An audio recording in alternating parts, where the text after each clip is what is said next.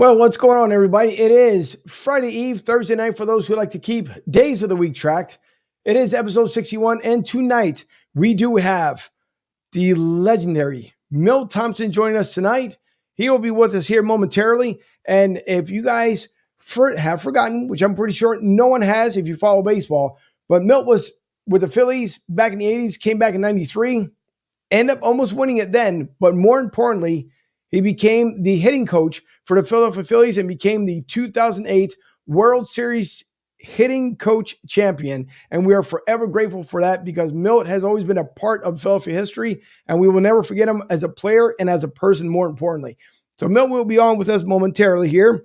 We also, later on in the show, we'll talk about the Tampa Bay collapse, but there will be a Game 7 with Tampa Bay. Also, the Phillies, boy, they got hammered, and maybe Milt can shine some light on what happened with the Phillies fallout come yesterday in that early game. Sixers are out, and Atlanta takes game 1, and it's incredible what Atlanta has done. But, hey, they moved on. Sixers are out, and that's just the way it works. So I'm Angel. This is Broad Street South. Let's get the show underway, and we'll see you on the other side.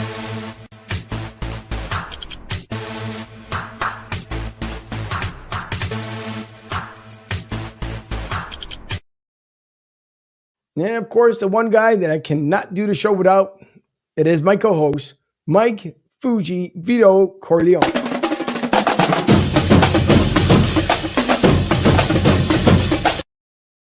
Yeah, I'm telling you, it's going to come. You dancing in the background. One day, no one expected. That's all right. Fuji, what's going on tonight? Friday Eve, 33 days of the training camp. Sixers eliminated. Phillies blow a tough one yesterday. Milt Thompson here to talk some Phillies, some baseball. How are you, Angel? I'm doing fantastic. It is the wet weather of the season down here in Tampa. We got all kinds of storms and stuff going on, but hopefully the power doesn't go out so the studio won't go black. So we're hoping that everything will be just fine. But looking out the studio window here, it seems like it's going to be okay, but it's hot. It's hot down here, but it's all right. It's the way it works. And Tampa will win it tomorrow night. Just saying. I will be down there at the minor league game tomorrow night with the Clearwater Threshers. So I'll be down there and then hop-skipping and jumping over to Tampa to go watch Game 7 with the fans outside. But we'll see. Should be really interesting. The other person we want to bring on as well is our young beat writer, Nick Lisi, also known as Doug.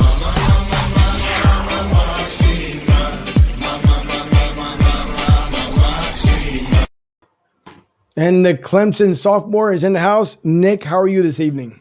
I'm doing incredible.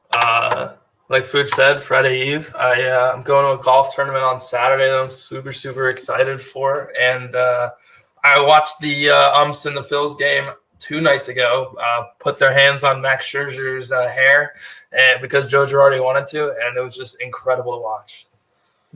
Yeah, we hope that the Phillies get things turned around because Joe Girardi, I know he made his complaints with Max Scherzer. That turned out to be a whole different fiasco, and we'll get into that in a little bit. But, oh, boy, we hope that the Phillies get things turned around, and I'm quite sure they will. It's like everything else in Philadelphia. Things need to collapse first before it gets better. But we'll see. We'll discuss it as well later on. And the last guy that we need to introduce here is our national correspondent, Ryan F. Well, some may say he looks like Superman, and this is the reason why.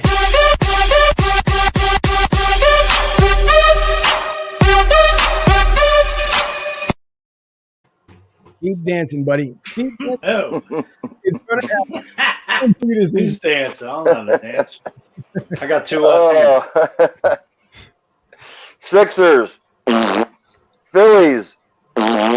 Eagles on the back burner. Easy, and the Flyers way on the back burner. That's where the Chicago Blackhawks are, too. Could we have Milt on tonight to clear up some of the BS that's going on in baseball right now? Maybe he can shed some light. We've got some questions for him tonight. So let's get the ball rolling, fellas.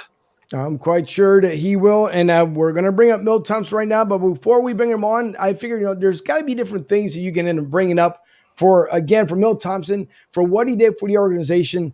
It would be absolutely fantastic. But I want to show this little highlighted clip really quick just to see Milt's reaction here on the other side. Hit in the air to deep left center field. He caught it. Thompson caught the ball. A terrific catch by Milt Thompson. A game saver. Another look. Watch Milt take away a grand slam. That ball is out of here, folks, all right. He pulled it right back into the ball yard. Terrific job, and Lenny is all over him immediately. Pretty incredible. And as you can see, we have Milt Thompson on with us tonight.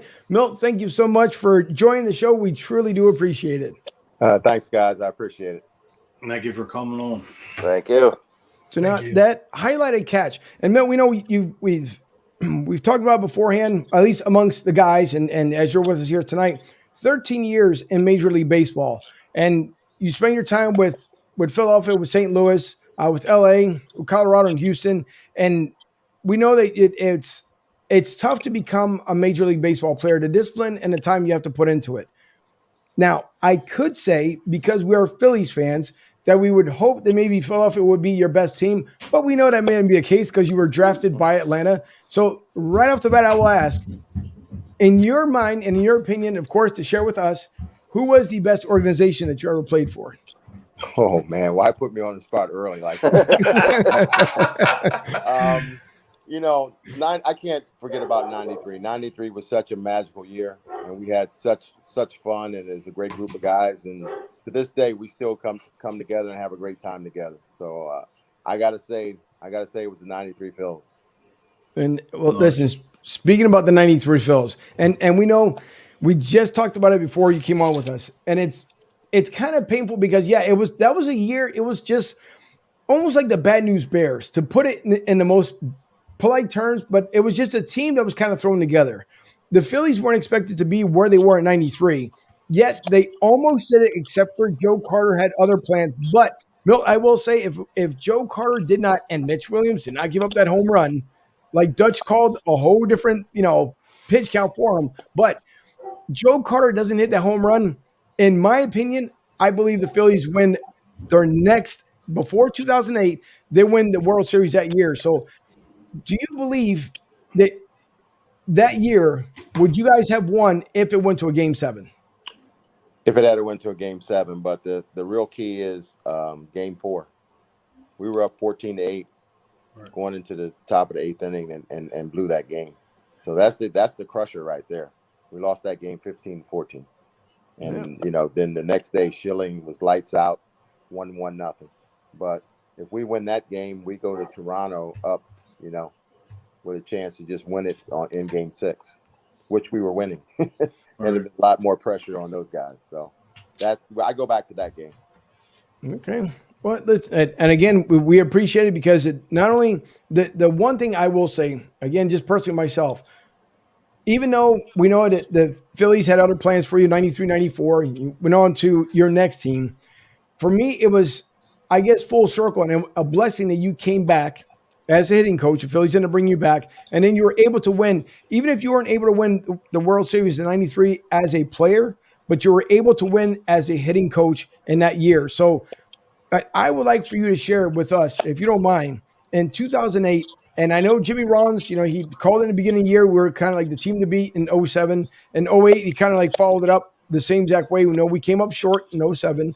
Phillies win in 08. What was the feeling for you, knowing that the last out is coming? You are a part of the organization. You're in the clubhouse. What was that feeling when that last out came, and then pretty much the euphoria that followed right behind it? It's indescribable. It was so exciting, to be crowned world champions. There's nothing better.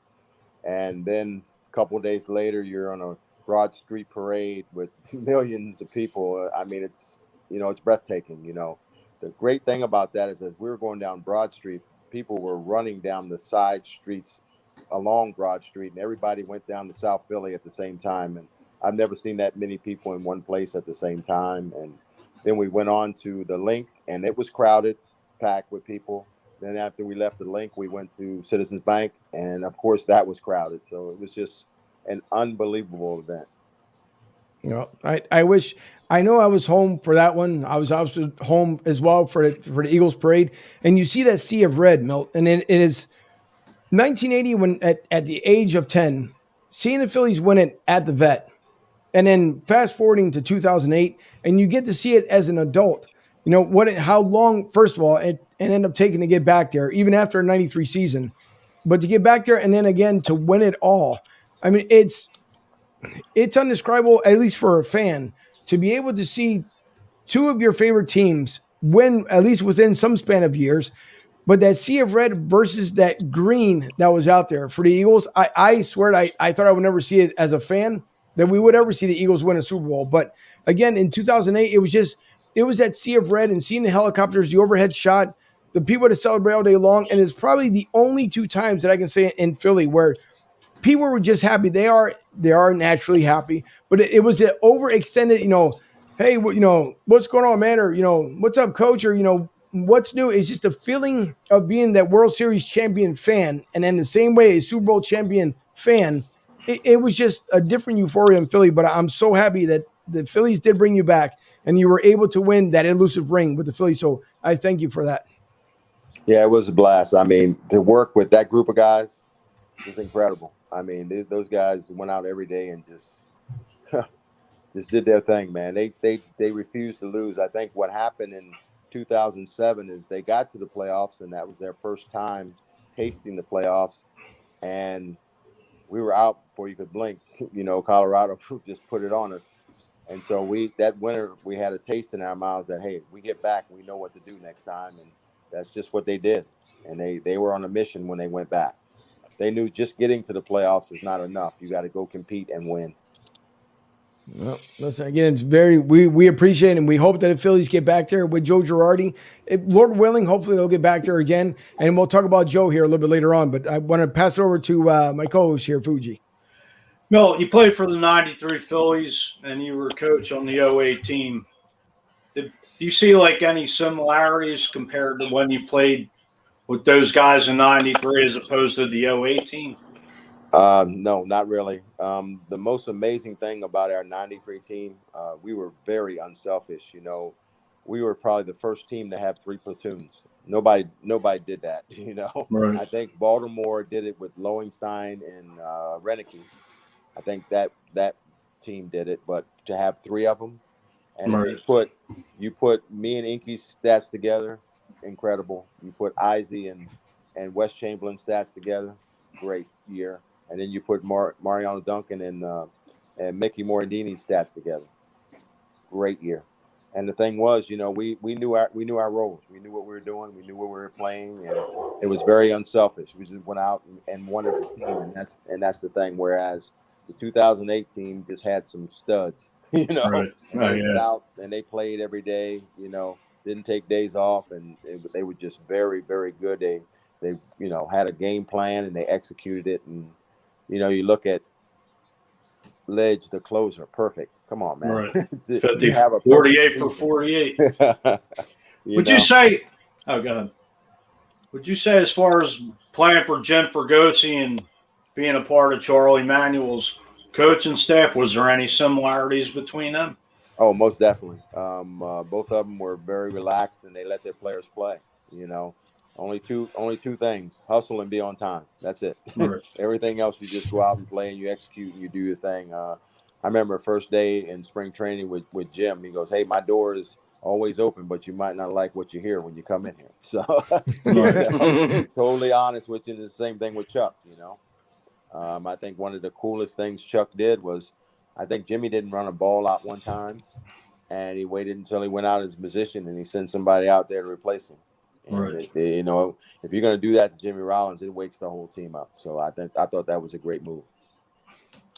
Also, I know you have a pretty, long resume at 13 years. You played with Mike Schmidt, Steve Carl, and Dale Murphy. You played with Ozzie Smith. You played with Jeff Bagwell and Craig Biggio. Is there anybody that stands out as like a Hall of Fame, like one of your favorites that you played with? Oh, no doubt, Smitty. Smitty taught me so much. He's such a great guy. People just don't really know that. And I tell this story all the time, and people look at me like I'm crazy. For 3 years, my first 3 years in Philly, when I came here, I hit in the same hitting group with Smitty. He did not. I repeat, he did not hit one home run in batting practice. Wow. And he hit 548. Wow. All he tried to do is hit line drives, hard ground balls. Then in the game, the same approach with the velocity on the ball, backspin, see you later. I wasn't gifted with his hands and his power, but I hit a lot of balls and gaps just learning from him.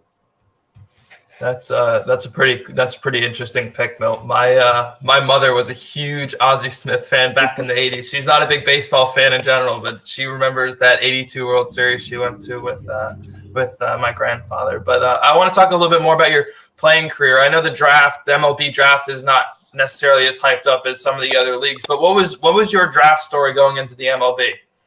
Well, I was called the day before by the Orioles because I'm from the Washington, D.C. area. Then we moved to Maryland. They called me and told me they were going to draft me. But the Braves got me before they got a chance. So I was a second-round pick for the Atlanta Braves. And, go to spring training and then you find out that you're basically a number. It's like 140, 50 guys down there. And, what do you have to do to show people that you're a good player or what can you do? And my thing was nobody was going to outwork me.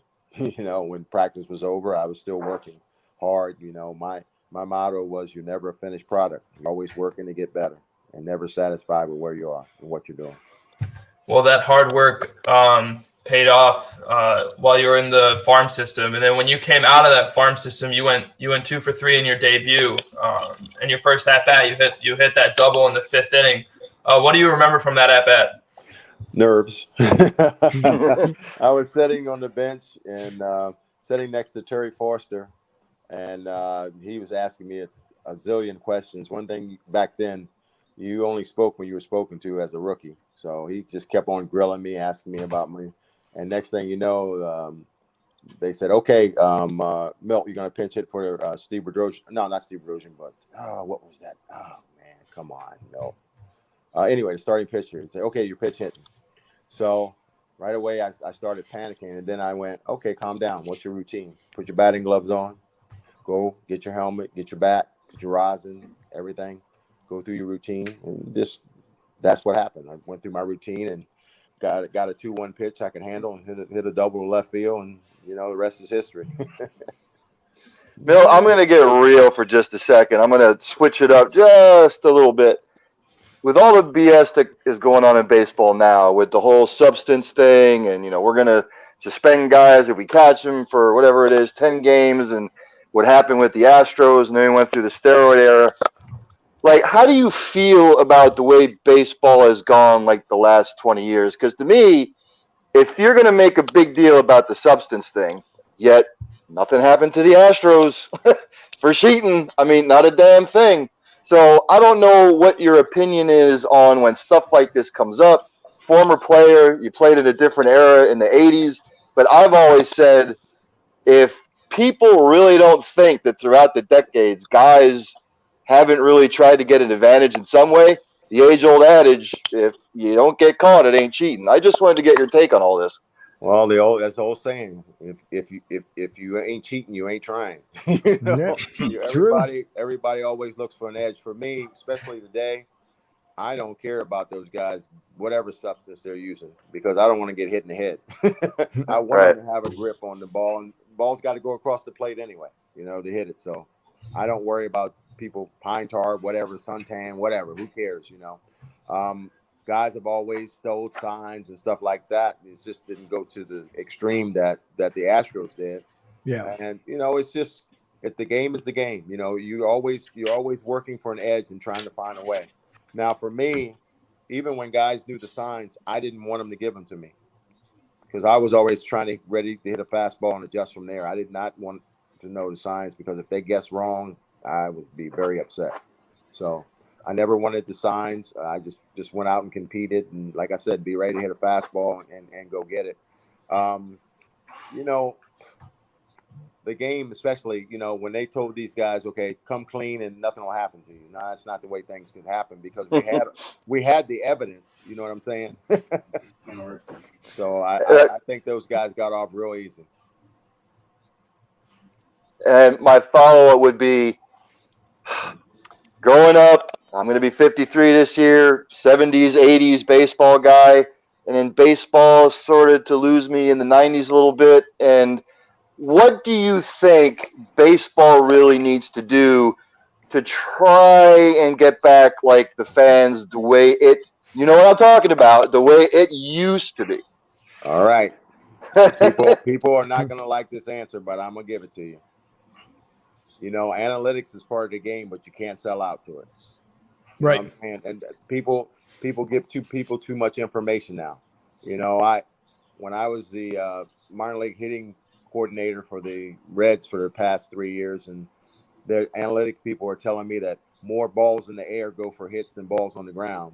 And now everybody's trying to, you know, uppercut the ball and get the ball up in the air. And I'm like, you know, take away the line drives, focus on balls in the air and see what the average is, you know. But, you know, they don't look at it that way because they just see the paperwork that says, okay, a line drive was in the air and it's a hit. You know, I just think that we need to just go back to the basics. You know, nobody can hit and run. Nobody can bunt. Nobody steals bases. You know, it's like, hey, let's just get on base and wait for somebody to hit a ball out the ballpark. I mean, I've seen minor league teams, Cincinnati included, when you get a guy at second base in extra innings and refuse to bunt the guy over. This makes no sense to me. You know, small ball is the way you learn how to play the game. You know, moving the ball around. I don't think shifts would have worked when we played because we could handle the bat. Right. I'm glad you said that because I'm glad the one above me here is listening to you because he's the analytics guy, the one above me. So you hear that, Ducky? I hear it. How did you use analytics when you played? Did you use anything like that?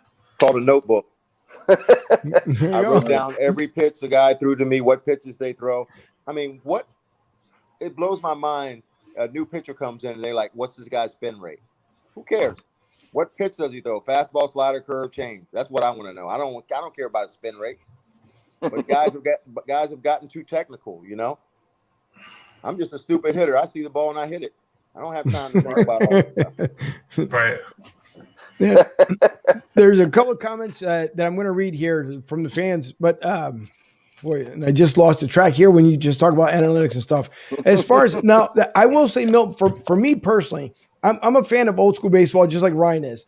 I know like AWS from Amazon, they're all into the analytics. They're into like the velocity, you know, how far, how fast, all the good fun stuff. For me, if I'm going to the ballpark, I'm going like I am tomorrow night down with the Clearwater Threshers. I'm more interested about the player themselves. And like you said, it's about small ball. It's the fundamentals because we've seen a couple of games within the last couple of weeks where these guys are getting paid a good amount of money and the small fundamentals they tend to forget about. So I'm with you as far as when it comes to small ball. I don't, for me, all that stuff about, you know, his velocity, how he threw the ball, you know, if he had this kind of curve and they showed it at the plate, that's all great and fine and wonderful for maybe the younger generation. As far as for old school guys, just play ball. That's all we want to say. Right, because you think Gwynn and Rod Carew and Don Mattingly and Wade Boggs, you think they cared about analytics? Just they studied and they learned and they were. I mean, Tony Gwynn would laugh at it today if he would look at it. Get that out of here. And that's just my personal opinion. Well, we were students of the game. These guys aren't students of the game now. You know, I'm sorry. They're waiting for somebody else to give them the information. Right. You know, like I said, I had a notebook. I knew what every pitcher was going to try to do to me, and I knew what I was going to do. I studied, you know, I was a base stealer. I studied guys, studied their moves, all that stuff. And you don't get me wrong, information is wonderful. Analytic information is wonderful. Now, what was it, about 3 years ago, I was in the draft room. This is really good. You're going to love this. They were talking about 2 third basemen. And they were back and forth. And me, as dumb as I am, I went, can I ask a question? I said, yeah. I said, what do those guys hit with runners in scoring position? If both of them are similar, what do they hit with guys in scoring position? You know what they told me? Don't matter. Wow. We don't care about that. Good Lord. Well, there's 2 things that kind of brought to mind here. One is now, and I'll get back to Ricky Henderson here in a second, but are you a fan of Milton, which I know they're trying to change these things up. Are you a fan of, when they go into extra innings, the runner on second? No. Yeah. No way. Same here. For me, it's kind of silly. The same way, like So when you paid for a ticket, again, we're going back. Nick, you were even, I don't even think you were imagined at this point. But when you were, when we played any team and you went to a doubleheader, you went, 9 innings for every doubleheader. And if it got rescheduled, you bought that one ticket. Guess what? You got 2 games. You got bonus baseball, no matter how long it went. So this whole summon anything, I mean, it's almost like going back to college, which to me makes no sense. But again, I guess MLB is trying to do whatever they want to with the game itself. But I want to get your thoughts on Ricky Henderson because we were talking about base stealing earlier. Ricky is one of those guys that I think even if you're young today and you can, whether you're Googling it or going to your local library, if there's still libraries around, and watching his mannerisms, the way Ricky talked, obviously stealing the bases, but it was nothing funnier than when Ricky talked about himself as third person. The Ricky Henderson steals bases. And like to me, that always resonated with me until today. There's no other player like Ricky Henderson because of the way he described himself, other than maybe Deion Sanders in his prime with Dallas. But I'd like to get your thoughts on Ricky Henderson of the person that he is. That motivated him. If you look at me, I'm not going to talk junk. My game is going to show what I can do. But that fired him up, talking junk, saying all those things. I'm Rick, Ricky the man and all that stuff. And, that's what Ricky do, that motivated him. We're all kind of different. I mean, that's why he was such an amazing player, because he walked the walk and talked the talk, and that's what he could do, but, like myself, I'm a quiet assassin. I keep my mouth shut and do my damage. I'm glad you brought up fundamentals, because to me, being old school, I think fundamentals in every sport is a lost art. I think everybody has gotten away from it. I see football players tackling with their head, not squaring up. How do you not bunt? You learn to bunt when you're in like grade school. And guys, like, how do you feel about, are you talking about fundamentals before? Do you feel the way I do about fundamentals being a lost art in sports? There's a reason I hit over 290 for 10 out of 13 years. That's because I could get 15 to 20 bunt hits. And when I could put the bunt down and they're thinking about me bunting and creep in, I hit the ball by him. So, I mean, that was once I learned how to do that, and at first I kind of rebelled against it, because when I first came up with the Braves, they said, all right, you're going to bunt for a hit every single day. And I'm like, why I do that? I can hit. Bunt for a hit, So I picked my spot every game. I bunted for a hit. And the funny thing is, I had to slow down and execute my bunt. I learned how to slow everything down to be a good hitter. Listen, I'm just, again, I like to at times pick people's brains. And for you, Milt, we know that your game of baseball speaks for itself. But before you got to be the player that you were, what made you choose baseball out of all the sports you can choose? Well, what made you choose baseball? And then what was your own routine before even getting to the college and the pro levels?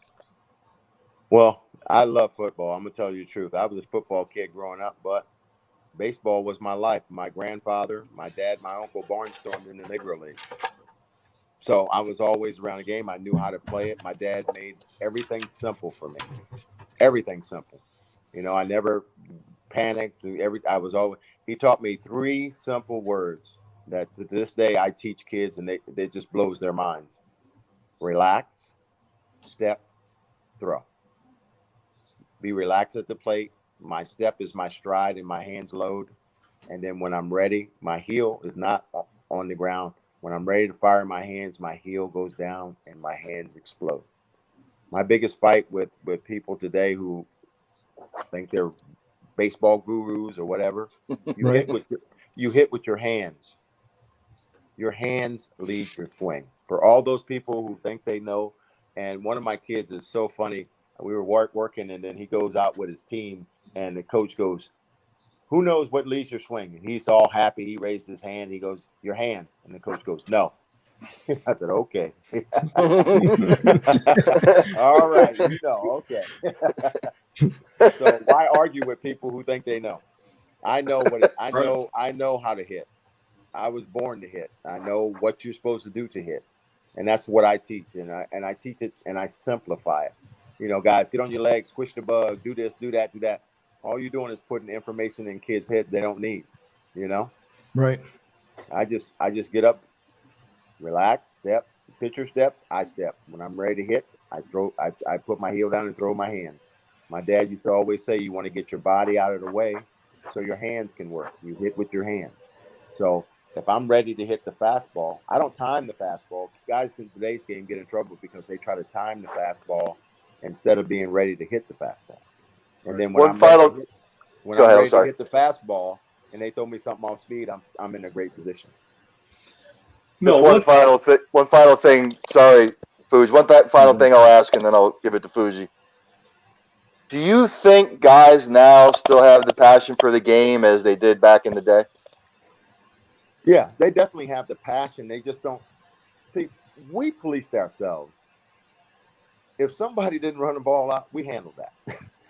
These guys they don't very rarely talk to each other. I've never seen in the minor leagues last few years, batting practice is over and they're on their phones. They don't even talk to each other. They don't talk the game or anything. It's amazing. I remember I said, okay, I'm going to teach these guys something. I'm going to teach these guys how to play pepper. Oh, he froze for a second. Oh, he froze up. Yeah. You can't play it. You can't play it at baseball fields in the minor leagues. Big old sign, no pepper games.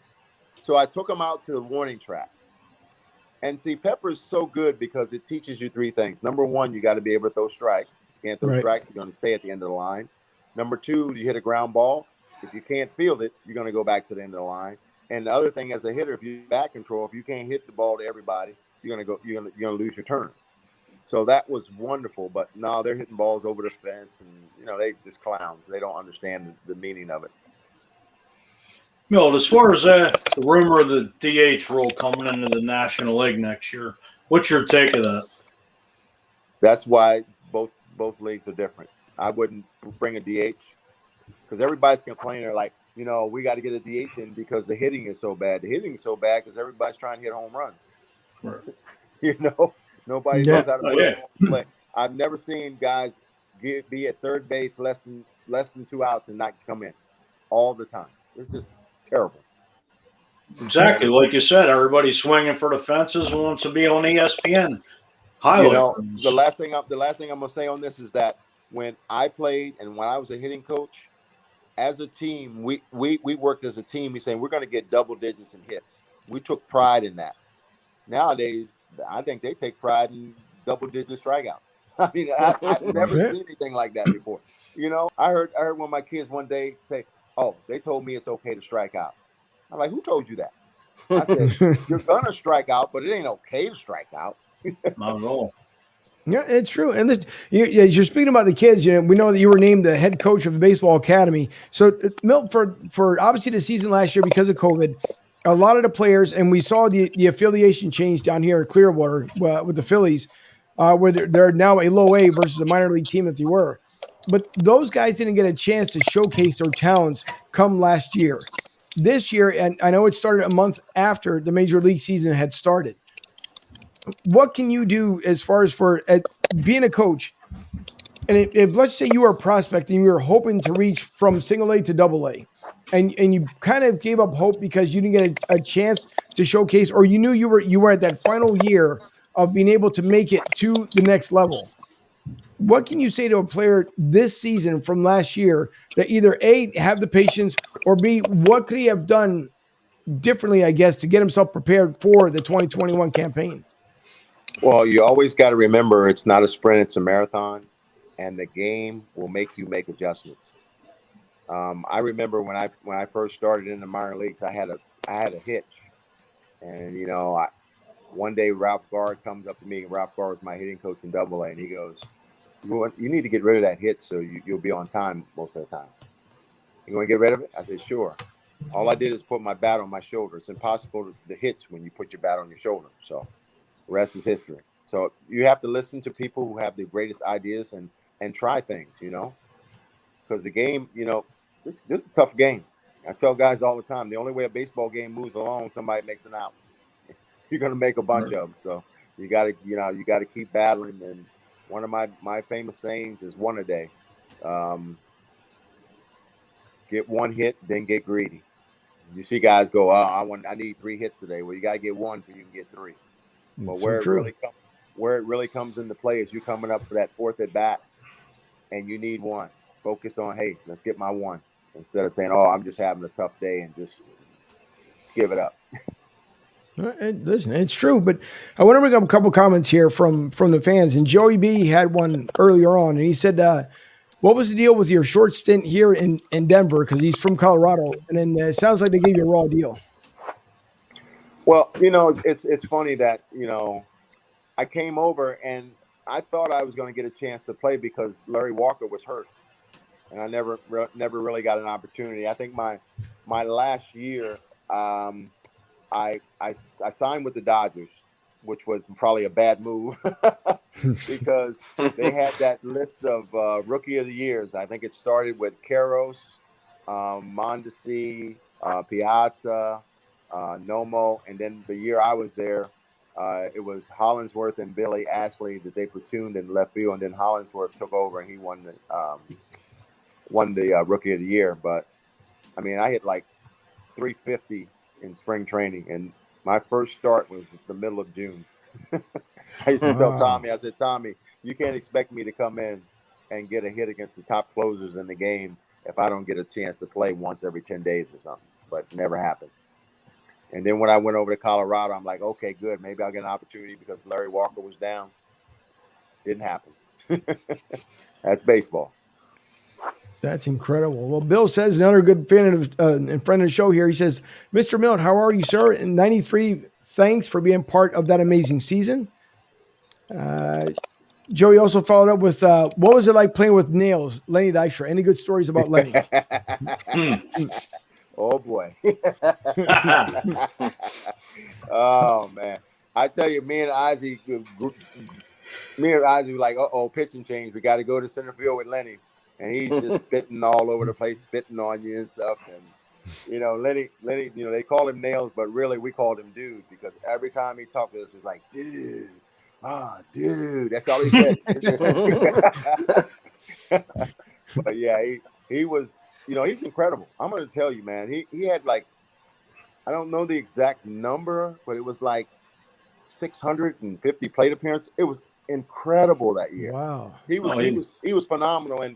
And a quick story about it is he used like 345 pair of batting gloves because every time he made an out, batting gloves are gone. Good Lord. Matt, if I'm not mistaken, he was up for MVP with, Barry Bonds winning it that year.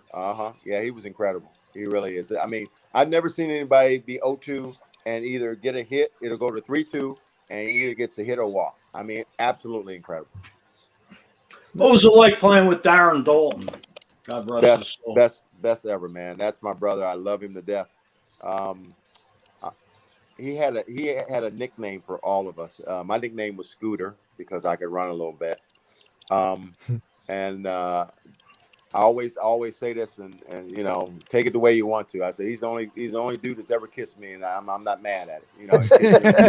Because he was the leader of that team, and he was my buddy, man. What a great guy, and we miss him. We miss him dearly. Yeah, it's funny because anytime you would see him anywhere, I mean, he would stop and talk to you. If you were down in Florida, if you were in Philly, it's amazing. Like there's certain players that you can come across, and they'll stop and just say what you have to say. Either take a picture of something else and kind of keep it moving. But Darren Dalton was one of those guys that definitely would do it, especially at Citizens Bank Park. But again, dearly missed. Yes. Joey follows up with your thoughts and your emotions after winning the World Series and being invited to the White House as you were raised in the D.C. area. Very incredible. It was just a great moment. Everybody else was scared, but I'm always prepared. I had a baseball and a pen and got President Obama to sign the ball, and I still have it. Nice. Nobody, really cool. nobody else was prepared. I was prepared. That's all right. That's a good thing because you never there's stories that you hear. Obviously, the guys and I would since we're on the subject here, behind the scenes. So when you get invited down to the White House, what's kind of like the protocol? I know you guys get obviously put on your suits and your best dress, but leading up to meeting the president, what's the actual protocol before you actually get to meet him? And then is there a meeting prior to meeting the president? No, it's everybody gives all the information, super big time background checks. Everything has to line up, your birth date, everything. I remember we had a hold up with J.C. Romero because his birth certificate or whatever was a little off, but they let him, finally cleared him to come in to be there. And we take a tour, and then we go in this room, and we're just waiting. And then all of a sudden, the president comes in and introduces himself to us, and then we go out to the Rose Garden, and they go to have the ceremony. That's pretty nice. Again, things you don't ever get to hear as far as from a fan. But Bill follows up with, Milt, what pitcher did you love to see on the mound, and what pitcher did you not want to see, if any? We'll go with the one I didn't want to see.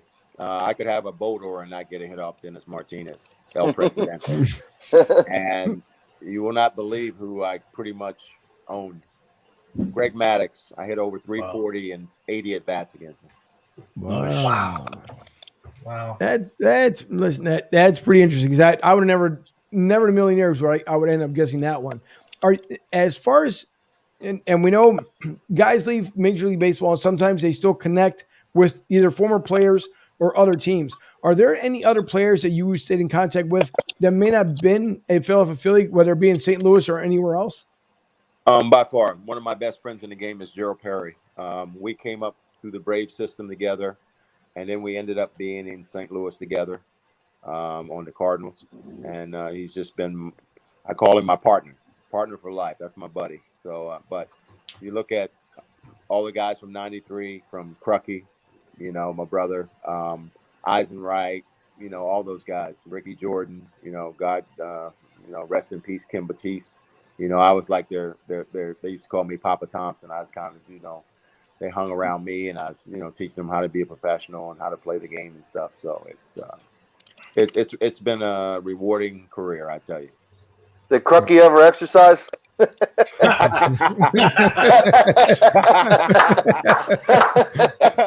tell you what, Crucky looks pretty good now. Yeah, he does. He didn't exercise when he played, but he looks pretty good right now. No. Can you clarify a rumor? Now, I don't know how true this was.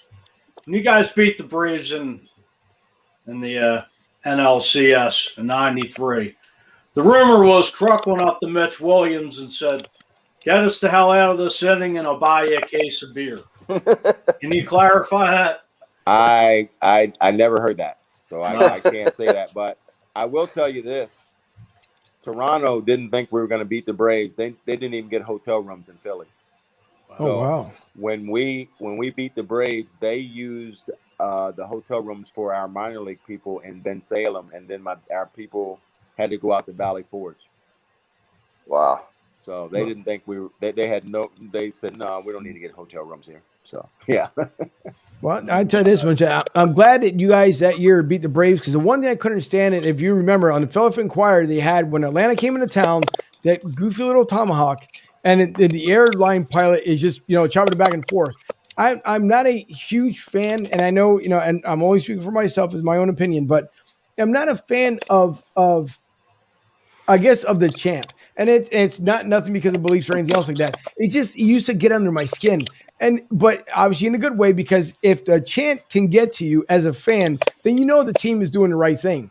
But it was just, it was just one of those things that was just always there, and it used to drive me nuts. But after so many years of hearing it, I was like, okay, we get it. Here comes Atlanta. Try going to Wrigley Field if you really want to. Try going to Wrigley Field as an outfielder. You'll get bombarded.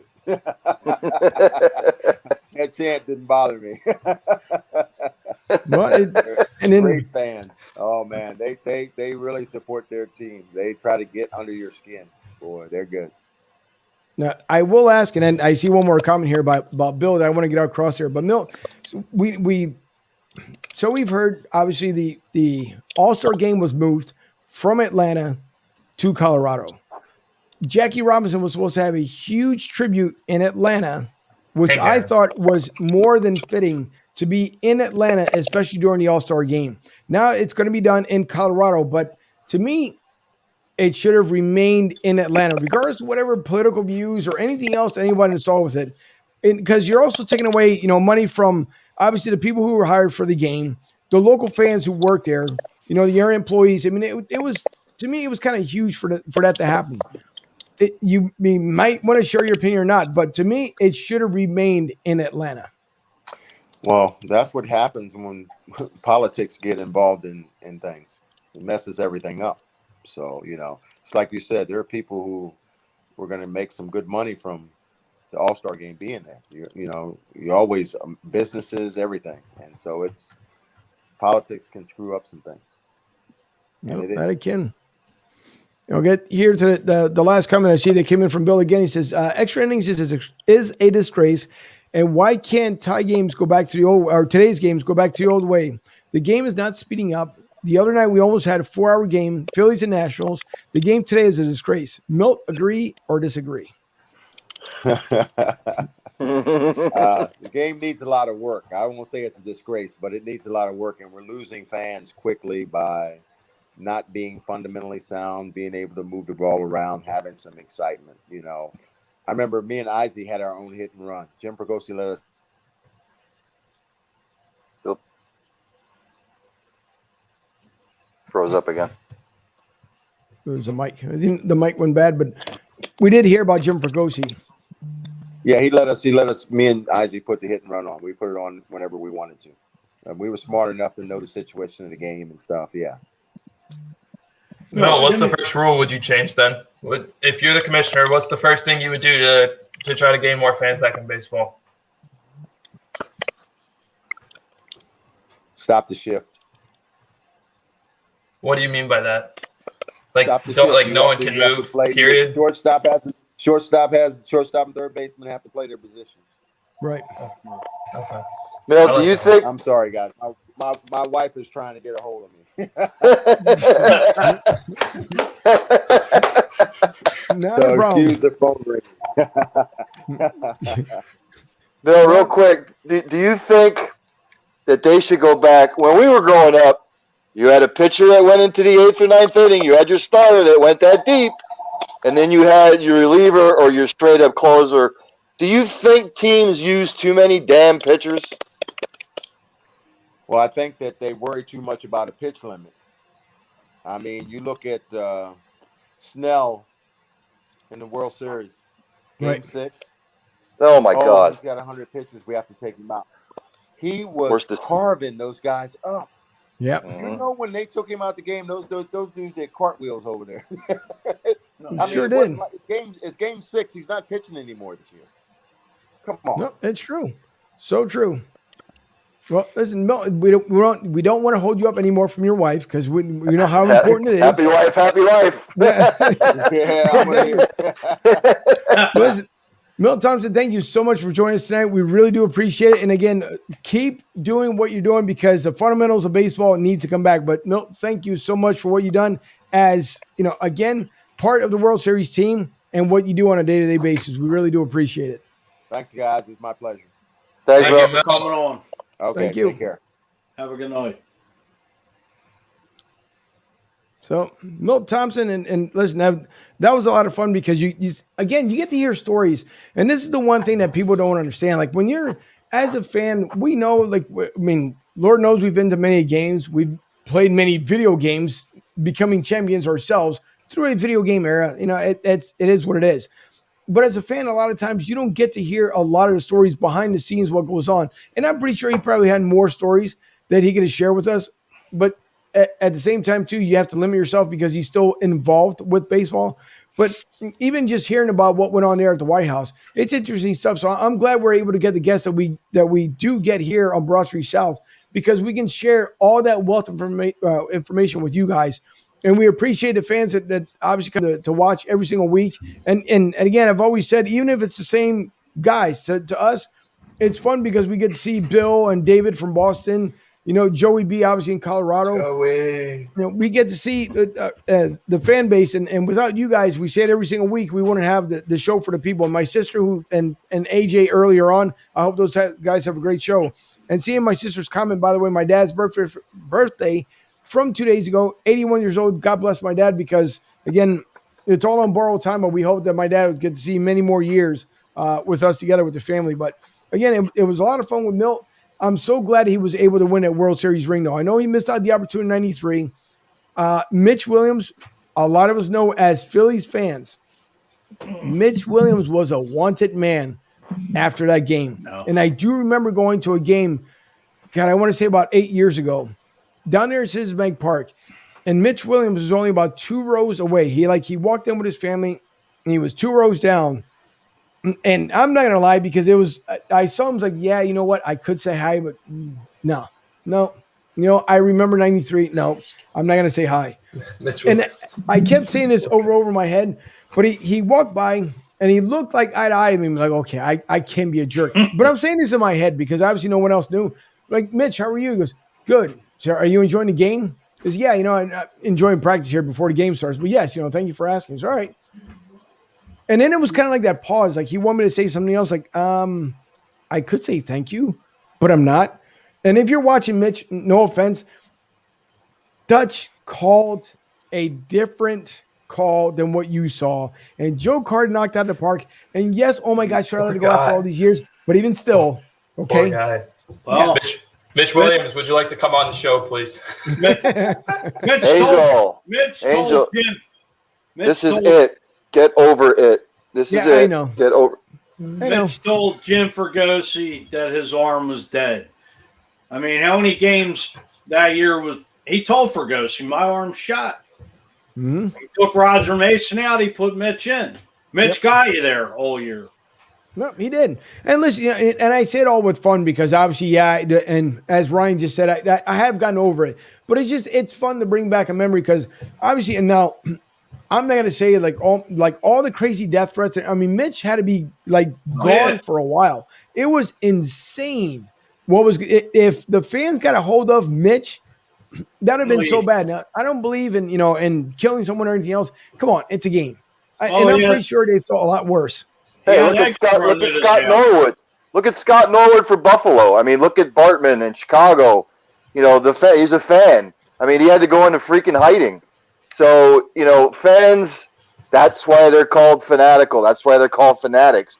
But some fans take it to the extreme.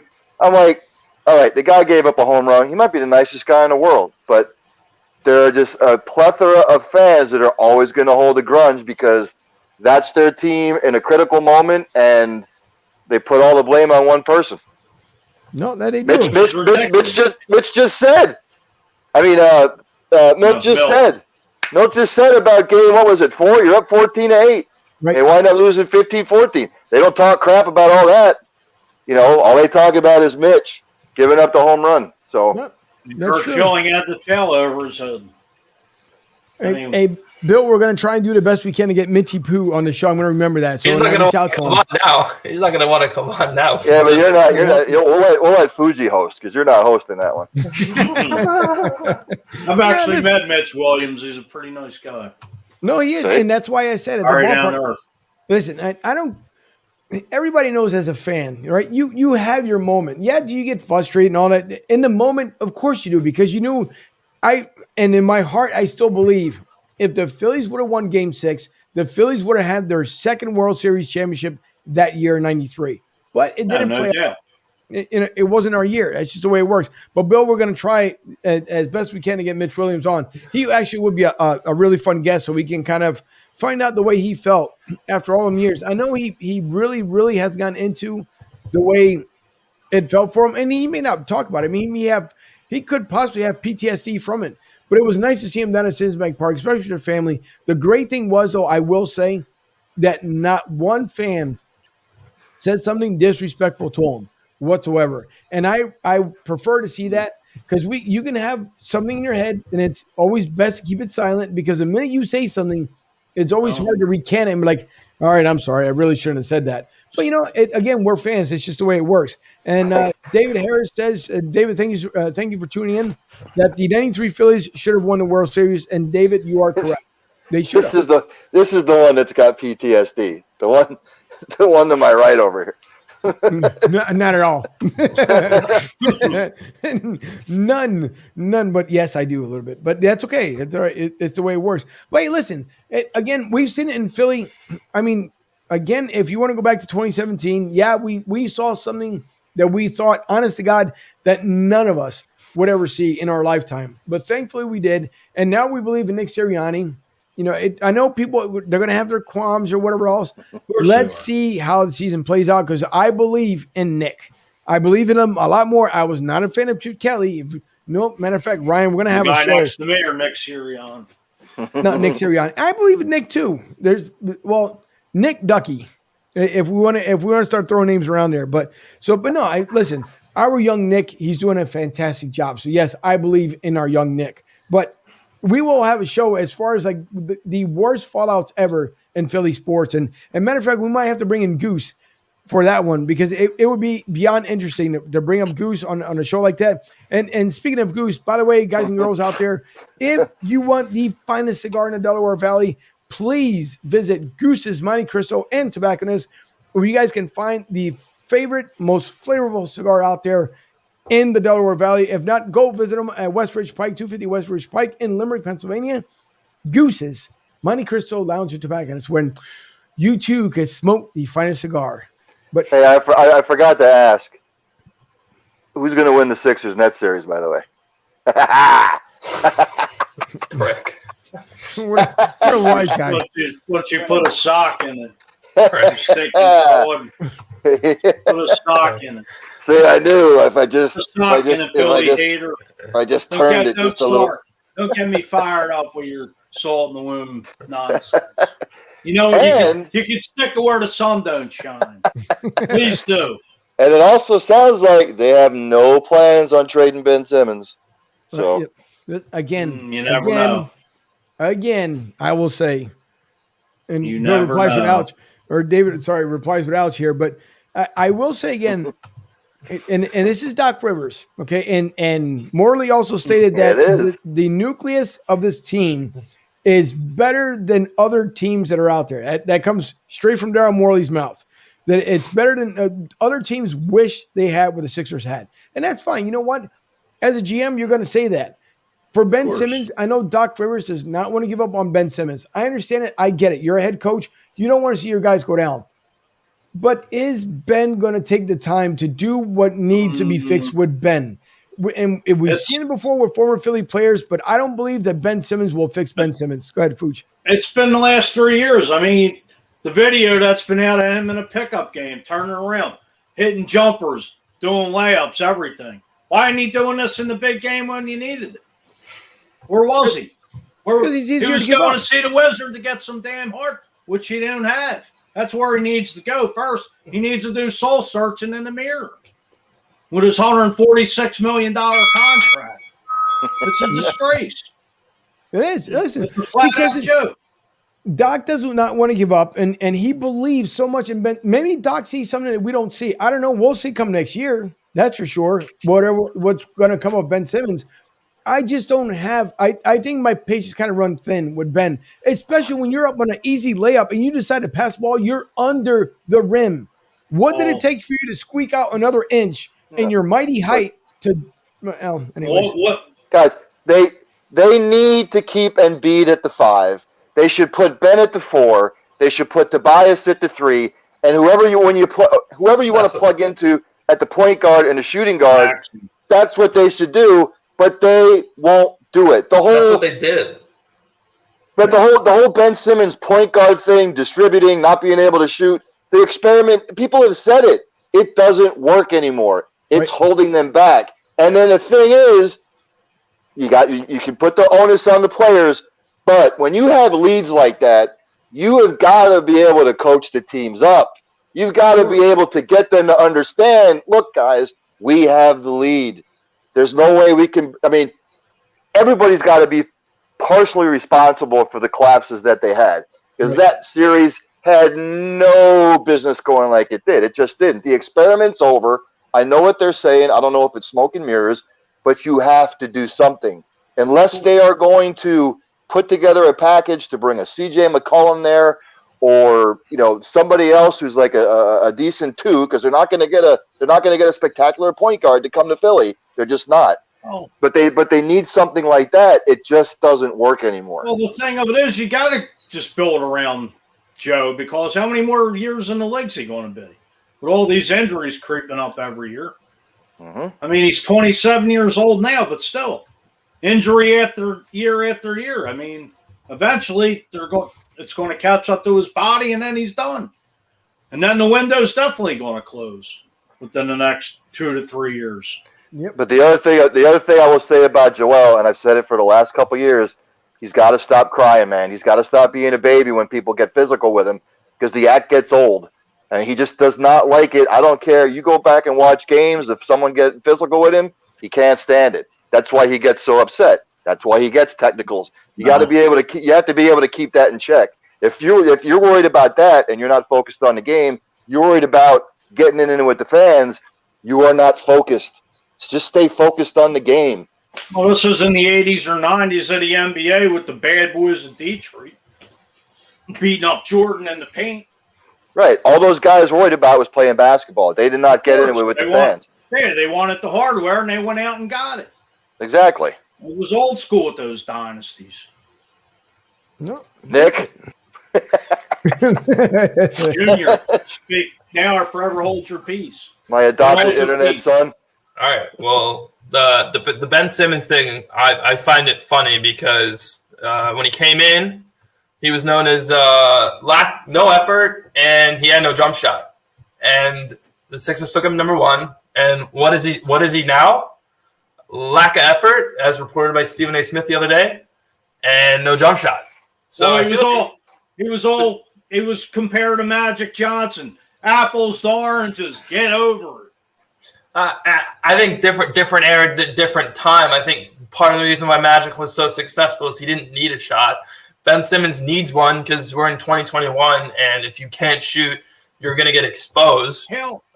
How did his father play pro ball in Australia and not teach him how to shoot the damn ball? That's like learning something in like dropping a bunt in Little League. Fuge, Fundamental. He's 6'10". He's 6'10". Right? If I'm 6'10", I'm gonna drive and dunk on all these 5'6" little kids every day. He's passing the ball. I guess so. He's passing the ball in the biggest seventh game 4 nights ago. Fuge, I'm 6'2". If a guy's guarding me that's 5'6", of course I'm not shooting. I'm going to drive every single Joe time. even got on him about it, and he just looked at him like, and Ben turned his back on him. Like, where the hell's the horse? I'm not surprised with the Ben Simmons stuff. You know what? You can have all the talent in the world, but it's all heart and fire, which he don't have. I don't think the guy wants to be here. Send him to L.A. or wherever he wants to go. Do not play in this city because you're like Wentz. You don't have the guts or the skin to play in this town. Yeah, I'm sorry, the man has no heart. All the talent, no heart. Bottom line, that's the end. No stick and friggin' heart. He's a dead man walking with no pulse. I don't think the talent's there either. Have you seen those memes where it's like if he was 6'1" or if he was 6 foot and he's working at McDonald's? You seen those? Like, I'm saying it's a disgrace. It's a flat out joke, my man. Yeah, but Fuji, let me ask you this: didn't Tobias Harris also disappear in a couple of those games? Yeah, he did, but at least he's been stepping up his game basically all year. Do you know how much he makes, Fuji? Well, yeah, he got the Supermax contract. Which Nick's the numbers guy, so he. Well, you can start dumping out those analytics on us. But you can throw that there. See, I'll go in this room over here and throw everything down the damn toilet and flush it all. Because it don't mean jack today. Take the analytics, throw it down the damn Delaware, the Schuylkill, and flush it. Flush it out to every damn ocean in the world. Right. Do you know Doc's criticism? Do you know why people criticize Doc? It's because he doesn't use the analytics. In the playoffs. Yeah, and he doesn't use the analytics when he needs to. He's still playing Dwight Howard in clutch time. The fact that Dwight Howard shoots 6 shots in the fourth quarter and Ben Simmons shoots 3 is ridiculous, man. At least Dwight Howard has a pulse and comes to play. Now, Nick, I believe analytics would have probably just told you to play Kevin Durant all the time and sit Harden and Kyrie Irving, because Kyrie Irving got hurt. And what did James Harden do? He was all so. Durant carried that team. Throw all the. And I told you that certain players have a propensity for getting hurt. And what happened? You can throw all kinds of analytics at me you want to. It don't mean jack squat when you get hurt, unless you're going to come up with analytics when one or the other doesn't play. They're sitting at home just like the Sixers. So don't be talking smack. Hold on. Now, I'll mention my Nets when I get the opportunity.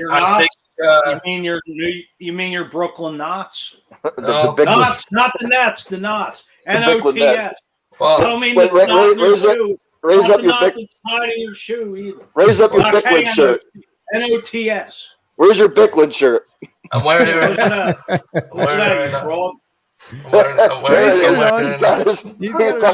He's probably going to wear it to go play basketball tonight. Here's a guy that had heart. One of the greatest to ever play the game. Yeah. Angel, let me with Dr. What? J? Yes, what? Hit me with your BS. What? no, it's not BS. No, listen. Now, to defend Nick here, because I understand it. I know he's getting a little bit roughed up here, but to defend Nick, actually, if Denver would have read Nick's article on analytics, maybe Denver. I'm just saying. Look, All I will say is, and Nick knows this because he and I have discussed it, if Jamal Murray doesn't get hurt, I truly believe Denver would have went a hell of a lot farther than they did. It would have been a different team. They may have made it all the way to the Western Conference Finals if Jamal Murray, Jokic carried him in the first round, but in the second round, not having Jamal Murray really showed up, and that's what killed them.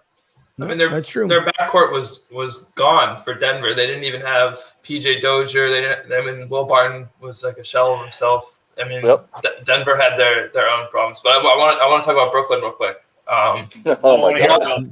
One, the Harden hamstring thing was sitting at home with the Sixers on the couch. Yeah, I was watching Harden's hamstring because clearly he had re-aggravated it in Game 1 from that previous injury he had. He comes back, Game 5, and he shouldn't have come back. I saw a picture the other day, and it was like Harden's drive rate, the rate at which he drove to the basket, and it showed after the first time he aggravated it, it dropped a little bit. After the second time he aggravated it, it dropped even more. So it was Harden was hurt and he didn't have it. I think there were a lot of possessions where he tried to shoot over Giannis just because he knew he didn't have that quickness that he usually does to get past him. Because Kevin Durant was getting past him all day long, but it was tough to watch. It was really tough to watch. Kyrie going down. Nick, did you say something? Nick, what were you saying? Your mic was off. I didn't hear it. I heard it was a bunch of gibberish. It is quite evident, and this is going to be interesting to see when they play again next year. Giannis and Durant do not like one another because they're always being compared to one another. And if you go back and watch the entire Nets-Bucks series, they really, really do not like one another. Who do you think was better in that series, Giannis or Durant? Giannis won. I mean, who moved on? So. I mean, he was incredible. That was the first time he. Look, Kevin Durant is a different beast. Kevin Durant has a different game than Giannis. Giannis doesn't have the range. Kevin is just a all-around sharpshooter, one of the best scorers in the history of the NBA. He does it all. I mean, the guy's 6'11". He's almost 7 feet tall. Giannis is 6'10", 6'11", but he just has a completely different game. Giannis carried that team. I mean, Giannis doesn't have that range that Durant does. Giannis is more of a post-up player. He's more of the 10 to 12-foot jump shot kind of guy. The guy shot an air ball at the free throw line. So, yeah. The Nets and the Sixers both lost on their home court. Let me just twist it a little bit more. Yeah. There you go. Let me know when you're done. So I can unmute my mic. I'll take my headphones off at least. That's right. It happens. I'm going to get a couple comments here before we end up ending the show. But Bill says if Ben is on this team next season and Doc is still here, I will not be watching. And you may not be alone, Bill. You may not be alone. He says that about the Eagles every year too. I got the Brooklyn Bridge to sell you too. So David says that I don't think so. Hopefully they can trade him if they can. And he's talking about Ben Simmons as you guys were going on the rant earlier. Bill says, what player doesn't want to dunk? As we talked about Ben when he was under the rim. Hey, Spud Webb and Muggsy Bogues wanted the dunk. Because he didn't want to go to the free throw line. It was Hack-a-Ben, Hack-a-Simmons. He was afraid he was going to get hacked, and he had to go to the free throw line. Yeah, unfortunately. But David says that Ben Simmons has no heart. Tom follows up with he's naturally right-handed, but he shoots foul shots with his left. It's his father's fault. Dad. Yeah, LeBron's actually left-handed. What the heck? He's amphibious. Yeah. Bill says we might see the Hawks in the finals, which is true. It could be a great possibility. He also states that this summer, the summer ball play against people will have them roughing them up and toughen them up. And you know what? Maybe Bill, he should have gone to Tokyo. But again, Doc's keeping him here because Doc believes in him. So we'll see what's going to happen here with Ben. David follows up with he needs to learn to make foul shots. It really sucks. And David. He's got the Kardashian curse. Do like the old school in the 50s.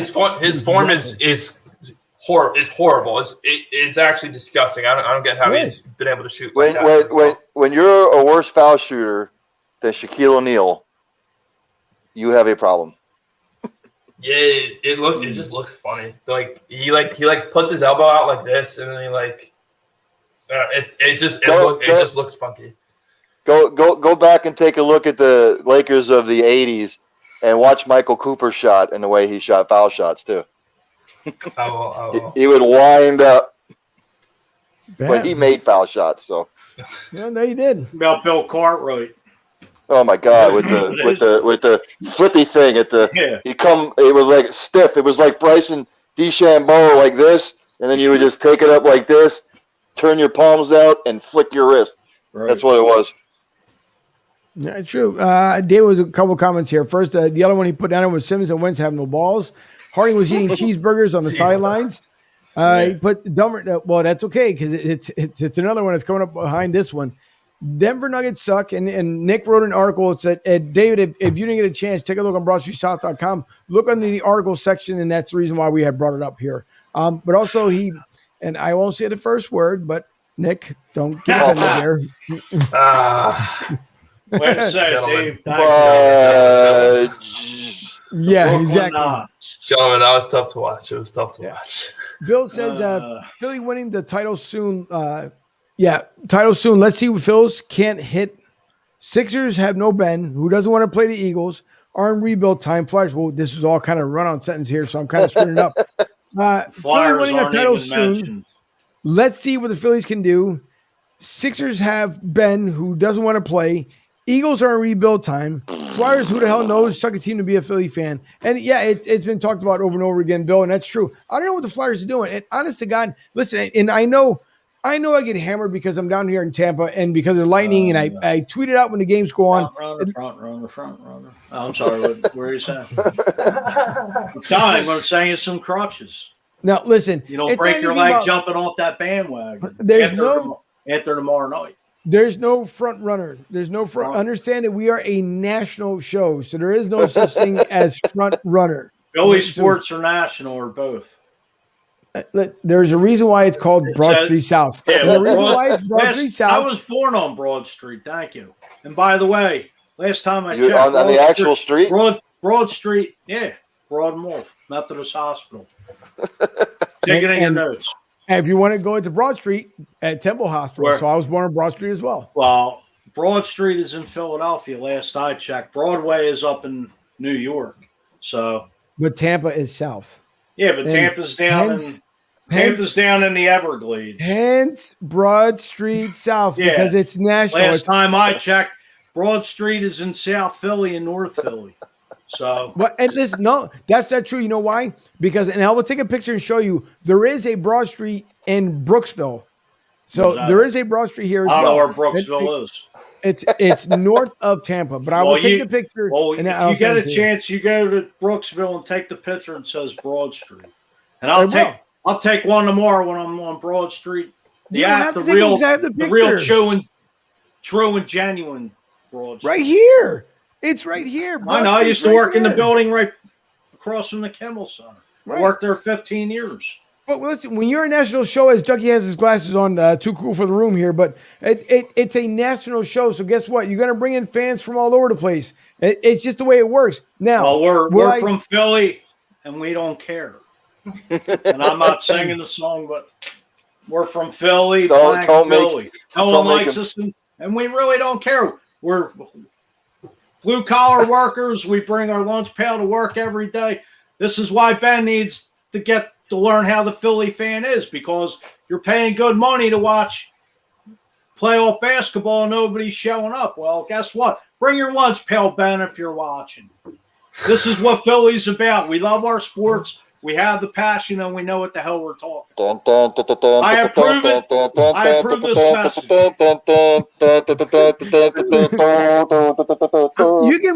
You can bring it up because again, it's almost like ESPN would just be ESPN only Connecticut, and ESPN obviously is nationwide. So it's the same way. Listen, it's been fun since I've been down here. We saw the Rays come up last year, and they almost ended up winning all. They didn't. The Bucks, you don't hear me as intense when it comes to the Bucks. All right, but the Bucks do their thing down there as Fuji keeps going the way he's going. But again, hey, it's fun, and you can talk about whatever we want to here because, again, we fill in the fan base from everywhere. And, yes, I'm a diehard Phillies fan, don't get me wrong, because you will never take the city out of me if I – the same way Philly, it doesn't – Philly, Eagles, you'll never take it out of me. What about these two jokers on the side of us? Hey, quick question. Okay, Ben Simmons – Shaquille O'Neal, you guys saw the Shaquille O'Neal comment the other day. He said he knocked Ben Simmons' ass out. We should. Ben Simmons, Shaquille O'Neal, celebrity boxing fight. They're the main event. We'll put Kwame Brown and Kendrick Perkins as the first fight. We'll do 2 real fights. I'm saying $50 pay-per-view. Are you paying to watch? No. I'd rather watch Fuji comb his hair than watch that. I would rather watch. I would put Fuji on pay-per-view and just let him be like John Travolta on Saturday Night. Saturday Night Fever. So we're out on the Broad Street South and Goose's Cigar and Tobacconist sponsor Fuji pay-per-view event. He's just for 10 minutes. You just combing his hair. Oh, I don't think many people would like to see that. What about $30 pay-per-view? Are you paying to watch? I'll pay the $30. Depends on how loaded I am. Yeah, I'll pay the $30. That seems like a good fight. David said, There says hell no, but before that, though, the funnier one before that is that Ben Simmons needs to park cars at a Wells Fargo parking lot. Thank you for that one, David. And the Flyers suck. Exactly. See, own fans are turning on you, Fuge. Sorry. Well, they do suck. They're not even talked about. Right. That's true. Yeah. So it's like they're invisible. They don't exist. When I bring up the Bolts, don't say anything because you know what? Again, it's a national show, and that's what we do. Because guess what? That's like the same with the Habs. We have Kim Perrant who came on, right? Kim Perrant talks about the Flyers in her show, right, on Perrant and Favel. But guess what? She talked about her Habs, and they're in Montreal. So either way you look at it, it doesn't matter. We're here to bring up sports. You were born and bred in Philly. Can we be international? Because I'm loving UEFA's right now. I'm obsessed with European soccer, and I'm obsessed with that. There you go. See? Yep. You watching the Euros, huh? Yeah, huge. Wednesday was an incredible day to watch a little football in the afternoon. Let's wait till the English Premier League starts, buddy. Yeah, I actually can't wait for Boxing Day. That's like one of the biggest days of the year for them. So I can't wait. Got some comments coming in there.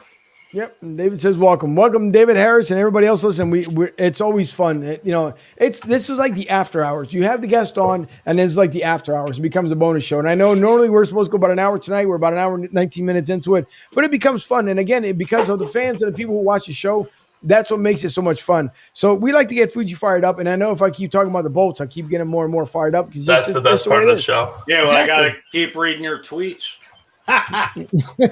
Hey, because it's good stuff. And because of that, there's been actually Lightning fans now that have been tuning into the show. So thank you very much. That's just the way it works. Would you just watch the hair? I work a long time on my hair. He hits it. He hits my hair. That's true. Hey, David follows up with he's sitting there like he doesn't know what I'm talking about, but he knows what I'm talking about. I know what you're talking about. No, what are you? Someone actually wants to cut my hair. Someone wants to cut it. She bought clippers and she bought materials. I just thought I'd say it as a joke, like, hey, like I need to get a haircut really bad. She's like, I will do it. I said, okay, all right, here we go. So taking Ducky International. I guess haircut coming soon. Now that's a pay-per-view event, ladies and gentlemen. Right there, Ducky cuts his hair, gets it buzzed. That would be the one over here, and the one above me here should have like a pay-per-view cutoff. Never. In this corner, the Fuji, Don Corleone Fuji, and in this corner, Ducky. Ready? Comb, snip, comb, snip. No, we get your. It could happen. It could happen. David says the Philadelphia Flyers are footnotes now, and no one cares about them. Facts and truth. And you're right. You are correct there, David. And it's a shame because you look at the year before and it looked like the Flyers were actually going to, literally a good push to win the Stanley Cup. And then this year, I don't know exactly what ended up happening. So it was almost like the reverse COVID effect. You would have thought COVID would have knocked them out. Nope, this year knocked them out for whatever other reason. David says, thank you. Bill says we need the Juru to settle things down. And Tom says, break out the Flowbee. Good Lord. Wow, the Flowbee. Well, you hear that one, Fuji? Yeah. So bust out the ShamWow, too. Wow. The Flowbee, and then you can take the ShamWow and get some nice sheen on it. Wow. Well. If Fuji and I were face to face right now, I think for the first time Fuji would like smack me in the face. Nah. I control my tongue. Yeah, and I got a bridge in Brooklyn I want to sell you too. Yeah, we'll see that when it happens. I'll buy it. We'll see what happens when the Eagle season is about to start up here momentarily, and we'll see because it'll be a whole different story. Hey, by the way, if you guys are tuning in, and obviously we thank you again so much. Wait a minute. Bill has one more comment before I talk about Broad Street South here. Bill says, it don't take much to fire up Fuji. When he wants to go off, it takes days to settle him down. And that's true, Bill. That's truth. That's truth and facts by Bill. So true. But anyways, listen, if you guys, first of all, if you like us on Facebook and YouTube, please like, subscribe to the show, share it with your friends, and let them know that we are here to stay. And we're coming up on our next season with the Eagles, and we've been having fun with everybody. It's enjoyable. It's a lot of fun. And Fuji looks stiff. You all right there, Fuji? Yeah, I'm fine. Okay. All right. I thought maybe you froze up there for a second. But by the way, also go to BroadStreetSouth.com. And while you're at BroadStreetSouth.com, one is obviously you can see the interactions that we have there on Twitter. You can see ourselves here momentarily. Also, if you go over on the articles, you can see Nick's fantastic articles on there. And if you click the home button here, which looks like a home, but actually it is a store, you can check out all the latest merchandise at BroadStreetSouth.store. We got fanny packs, we got tights, we got Ryan, t-shirts. what are those white leggings, my man? Got sweatshirts and hoodies. He sure does. But hey, take a look, browse around. The hats did come out, and there's more hats coming. So it's not, and I know Ducky Cornish was talking about as far as the hats. The hats are coming as well. I did release one version of the hats, but there are better hats that are coming because, again, I don't want to rush things that are going to look ridiculous. But again, go to BroadStreetSouth.store, and you can go through it right through Broad Street South. Again, just click on that home link, and you guys can, or the store link, and you'll be able to go through it that way. So again, thanks to everyone who tune in tonight. And David says, I'm glad that Kelly Green is coming back in 2022. Fly, Eagles, fly. That is true, David. And yes, we was just talking about it before we went on live. But come next Tuesday, just so everyone knows, and of course I missed it because here it is. Next Tuesday, the author of the Wax Pack, Brad Belugian, will be on with us next Tuesday at 7:30. If you guys have not read his book, it is a fun read as far as the book. It's also available on Audible through Amazon. So if you guys don't have time to read the book, you can listen to it while you're at work and just, put in your Bluetooth headphones and listen to it. It is a fun listen to if you're listening to it, and also a fun read. And it's actually stories within stories as he brings his personal life with what went on that year with him and the players. So next week we'll have Brad on next Tuesday night. Make sure you tune into that. And then our next Thursday show will be with Harrison Fuji, last name. Sanford. No, I was hoping that he would just fill in right behind it. Harrison Sanford. It's like finishing each other's sentences. Oh my goodness, and the pause delay, but it's okay. It's all right. Listen, I'm trying here. I'm trying to work with the room, but it's all right. And just because Fuji, because Fuji wanted to go there, we'll decide that we'll go there too. We're from Philly, fucking Philly. No one likes us, we don't care. No one likes us, no one likes us, no one likes us, we don't care. We're from Philly, fucking Philly. No one likes us, we don't care. Thank you. And you're welcome. Much obliged. Not a problem whatsoever. And listen to everyone else. Thank you for tuning in tonight. Again, we do appreciate it. Again, please visit us on our Broad Street South Facebook page, and you can see the all the latest and greatest that goes on with the show. Again, on BroadStreetSouth.com, BroadStSouth.com, and you guys can take a look there. You can learn what about us. Also, if you want to reach out to the show, you can always reach out to the show at BroadStreetSouth@gmail.com, BroadStSouth@gmail.com for anything. You guys want to make comments, suggestions, whatever it may be, go through BroadStreetSouth@gmail.com. I see one more comment before we end the show. David says 100 facts and truth. David, thank you again for tuning in, along with Bill and Tom, David from Boston, Bill McManus. Who else did I not forget? AJ from Joey B. Yep, Joey B. That's always tuning in with us. Love if you guys have the opportunity, check out the Rough Cut Sportscast. That's where AJ had tuned in earlier, and he is an Atlantic Hawks fan, and we had him on last week, and things did happen. But hey, always check out the Rough Cut Sportscast. But to everyone tonight, is there one more comment that came in before? Yep, one more comment here. Bill says another fantastic, wonderful, great show with you guys. You guys are awesome. Ending the show should end with that all the time. With that would be with the Rams. Would be us messing around, yeah. Oh no, actually, you know what? Yeah, the chant. The chant. Yep, with the chant. So I just got that one. So and David says, "Great show, guys. Have a good one." Thank you, David, again for tuning in. You as well. Thanks, David. Yeah, we do appreciate it. And well, you know what, Bill, I would take that into consideration if that's the way we're going to end the show, and if as long as no one has a problem with it, we can do it that way. But wait, we're national. Weisenheimer. Doesn't mean you can't end the show. It's a Weisenheimer. Of course not. You can say wise ass.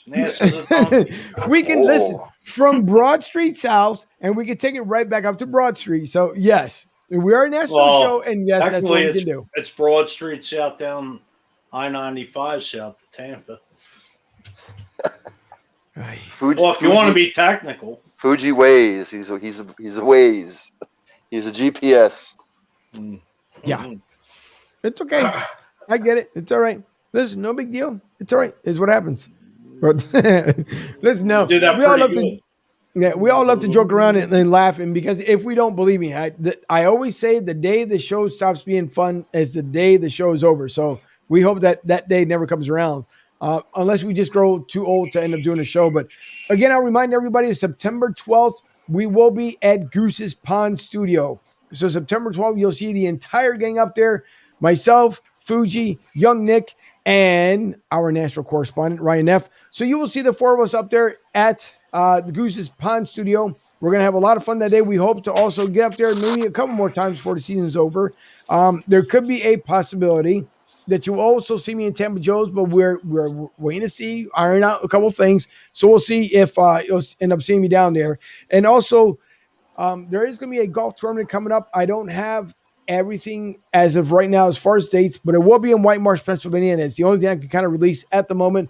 But dates, times, all the good fun stuff will be coming up, and it was from a great friend guest of the show. And as soon as we get more details about it, we'll let everyone else know. There's 2 more comments before we end up the game. Who cares? We are Philly, screw everyone else.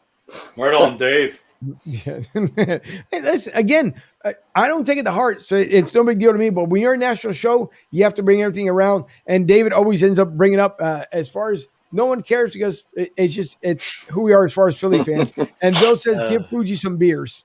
And along with that, some cheers. So, hey, listen, everyone else, we will see everyone Tuesday night. We hope to have, again, a lot of fun with Brad. It should be a fun talk, a fun conversation with Brad and his book. Again, if you guys get the opportunity to read and or listen to his book prior to the Tuesday show, I would encourage everyone to do so.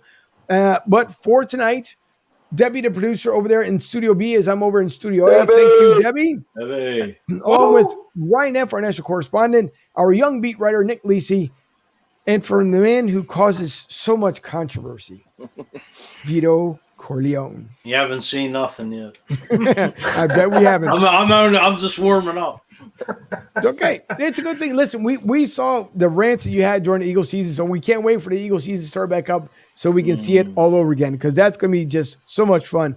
And again, thanks to Goose for reaching out. As always, Goose is at 250 West. Darn it, and I just had it. Help me out there, Ryan. Ridge? West Is it Ridge Ridge? Pike. Yeah. Ridge. Yep. West Ridge Pike. See, thanks to Fuji, I forgot about. I'm going to blame Fuji for that one. Thank But you. 250 West Ridge Pike in Limerick, Pennsylvania. So you guys get a chance to go out there. Please visit the store. He has a lot of great cigars, a lot of great vapes. And again, you must be over what, Nick? 21. That's right. You're 21. No. We talked about this. Where have you been? We say every week. I just show up. So he doesn't get fined. Exactly. I'm only here so I don't get fined. As Marshall Lynch said. Joey will have the last comment here. Joey says, Fuji better stockpile Miller Lite for the Eagle season. Going to be a long Hey, season. Joey B, I'm going to be coming your way in November. Oh, that's true. I'm Yeah, for going the out Denver to- game. I'm going out to Denver to see you. That is true. So So, make sure. warn the mayor and the whole city, the Philly and the Hell's coming with me as we beat those Broncos. Sounds exciting. he I'll hop on says over it with to Vegas. he says it with such enthusiasm. Exactly. Listen, Bring hell everyone. with me. Nick said that was such convincingly with enthusiasm. It was beyond comprehension. Who, me or Nick? No, Nick. He's like, what did you say? It sounds. Sounds exciting. Yeah, and he said it with such conviction. Exactly. No. Joey says he'll be here. Fuji will hook up. And Bill says that Fuji might run out of beer by game 3. Game one. Yeah. Sorry, Bill, you can buy me a couple kegs. I'm pretty sure there'll be a lot flowing throughout the year. So hey, listen, you never know. But anyways, thank you to everyone who tuned in tonight and viewed the show. We appreciate it. Again. Share the show. Holy mollies. Once again, boy, when I was talking about backwards. Wow. That's what happens. You're having an off night. Listen, it happens. It happens. I came to play, but apparently, like Milt said, I forgot about the fundamentals. It's just the way it works sometimes. Everyone, please share this show with your friends. Like, subscribe on YouTube. Also, share it out there on BroadStreetSouth.com. Again, BroadSTSouth.com. Share it out. We will see everyone next Tuesday night. Everyone enjoyed it. Oops, sorry. One more comment before I end the show here. Joey B says, great show, guys. Thank you. Joey B, thank you for tuning in as well, as always. And to everyone else, have a great night. We will see you next Tuesday, 7:30 with Brad from the Wax Pack. See you then.